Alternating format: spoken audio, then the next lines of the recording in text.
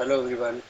तो 16 अगस्त की शाम के इस वीडियो में आज हम बात करेंगे इंडस टावर के बारे में। क्योंकि इंडस टावर का शेयर जो है ना, वो 3-4 ट्रेडिंग सेशन में 175 रुपये का हाई बनाने के बाद लुढ़क करके सीधा 160 रुपये पे आ गया। क्या रीज़न है? क्या एक नॉर्मल प्रॉफिट बुकिंग है, या किसी न्यूज़ का सहारा लेकर के इसको गिरा दिया गया है, या अब इसमें क्रीम खत्म हो चुकी है? इन सारी बातों को आज समझने की कोशिश करेंगे, अलग अलग चार्ट को देख करके, डॉक्यूमेंट्स को देख करके, डेटा को देख करके और न्यूज़ को देख करके।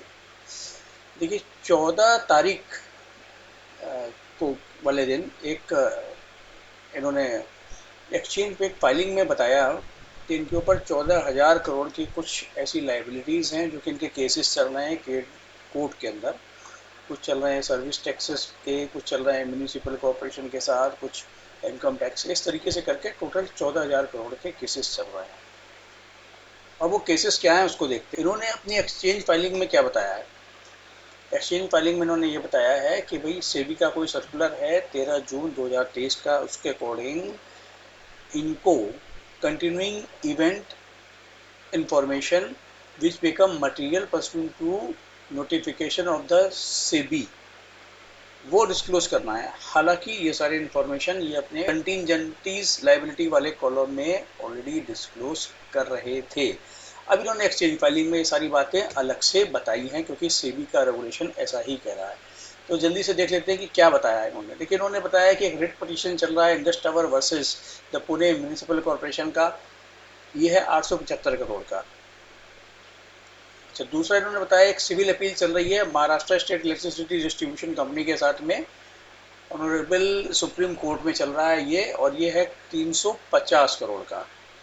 अच्छा जी, इसके अलावा इनका एक चल रहा है सुप्रीम ऑनरेबल सुप्रीम कोर्ट में एक मैटर चल रहा है, SLP civil commissioner of service tax की कोई डिमांड इनके ऊपर आई है कि डिसअलाउंस ऑफ सैनवेट क्रेडिट, ये इनका कोई केस था। उस पर 3500 करोड़ की डिमांड है, उसका केस चल रहा है। तो एक ये चल रहा है। इसके अलावा सर्विस टैक्स का 26 एएस रिकॉन्सिलेशन का कोई केस चल रहा है, custom excise and service tax CESTAT के साथ में अपीलेट ट्रिब्यूनल में चल रहा है। ये 259 करोड़ का केस है।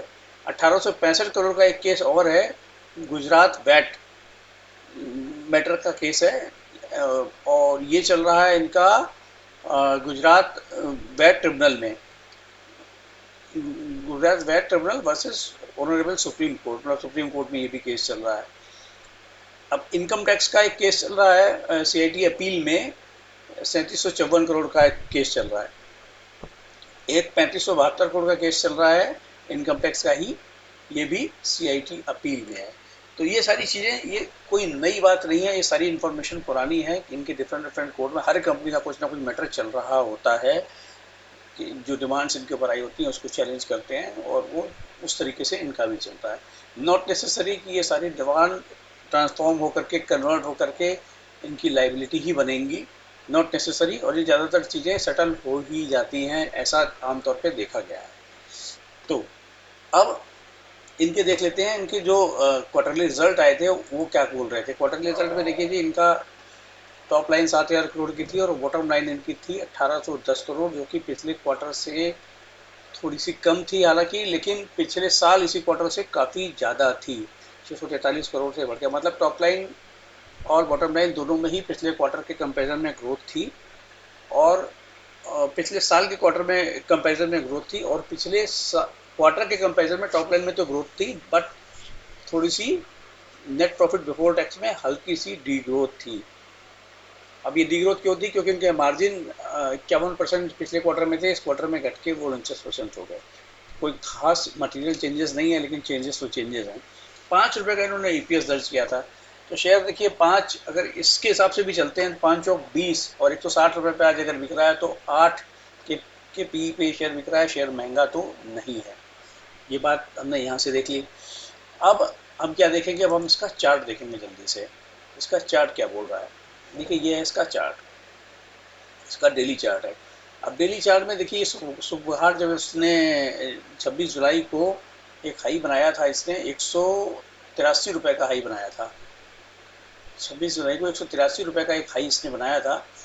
वहां से इसमें वो हो गया टॉप इसका, और वहां से इसकी प्रॉफिट बुकिंग शुरू हो गई। प्रॉफिट बुकिंग शुरू हो गई। अब ये आई 14 तारीख,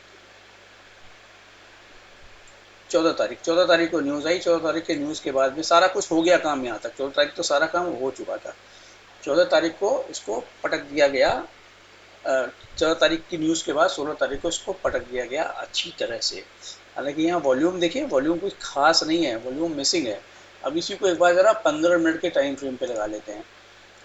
तो 15 मिनट के टाइम फ्रेम में आप क्या देखेंगे? 15 मिनट के टाइम फ्रेम में देखेंगे आखिरी 15 मिनट में कितनी ज़बरदस्त वॉल्यूम के साथ इसमें बाइंग आई है। हालांकि प्राइस नहीं हिला जाता, क्योंकि 15 मिनट में तो बहुत सारी चीज़ें निपटानी होती हैं आखिर की, तो प्राइस नहीं हिला जाता। 160 और 160 रुपये 75 पैसे के बीच में ही इतना बड़ा वॉल्यूम हो गया। इसका मतलब कि इस भाव पे बड़ा बायर खड़ा हुआ है। अब देखते हैं इसके डेटा कैसे बन रहे हैं। अब इसके डेटा पे अगर हम नज़र मारेंगे तो देखिए डेटा इसका जो है,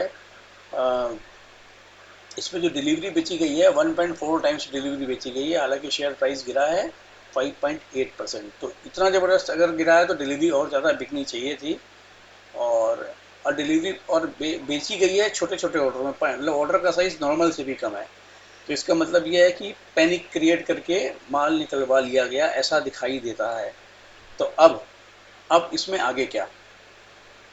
इसमें देखिए पिछले वीक की जो और भी चीज़ें देख लेते हैं। इसमें पिछले वीक की जो रेंज थी ना, 176 और 168 की रेंज थी, वो रेंज सारी तोड़ ताड़ करके आज 160 रुपये 50 पैसे में बंद हुआ। और ये जहाँ पे ओपन हुआ था वहाँ से 5.9% नीचे गिर गया था, और हालांकि रिकवर कुछ नहीं कर पाया, 0.3% ही रिकवर करा। तब इन सारे डेटा को देख करके क्या समझ में आया हमें? समझ में देखिए हमें क्लियर कट ये आया कि अगर ये यहाँ से, पहली बात तो अब कल जब मार्केट खुलेगा तो थोड़ा सा पैनिक रिएक्शन होना चाहिए, क्योंकि क्लोजिंग बिल्कुल नीचे जा करके हुई है। तो अगर ये गिर करके 56-57 रुपए पे आता है ना, तो मेरे हिसाब से इसको छोड़ना नहीं चाहिए, क्योंकि इसके डेटा में पहले भी इसी लेवल से चला था जब सब तरफ खराब माहौल हो गया था।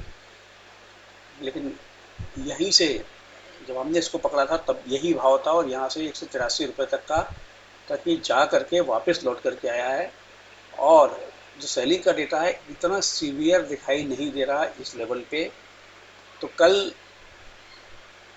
का 5 मिनट के चार्ट पे देख लेना, अगर कोई बड़े बार के साथ में, वॉल्यूम के साथ में बाइंग आती नजर आए 156, 57, 58 के लेवल पे, तो यहाँ पे पोजीशन मेरे ख्याल से तो बनती है बनाना। लेकिन कोई रिकमेंडेशन किसी को नहीं है। आप अपने रिस्क और रिस्पॉन्सिबिलिटी के हिसाब से आप अपने ट्रेड को बनाएं। और इस इंफॉर्मेशन, इस वीडियो में बस इतनी ही इंफॉर्मेशन इस वीडियो के लिए सफिशिएंट है। सभी चीज़ हमने इसमें ओपन कर दी, न्यूज़ भी ओपन कर दिया, चार्ट भी ओपन कर दिया, डेटा भी ओपन कर दिया, सब कुछ ओपन कर दिया। अब डिसीजन है आपका, आपको खुद लेना है अपने रिस्क और रिस्पॉन्सिबिलिटी पे। Thank you very much. Channel को सब्सक्राइब कर लीजिए, वीडियो को लाइक शेयर कर लीजिए अपनी सुविधा अनुसार।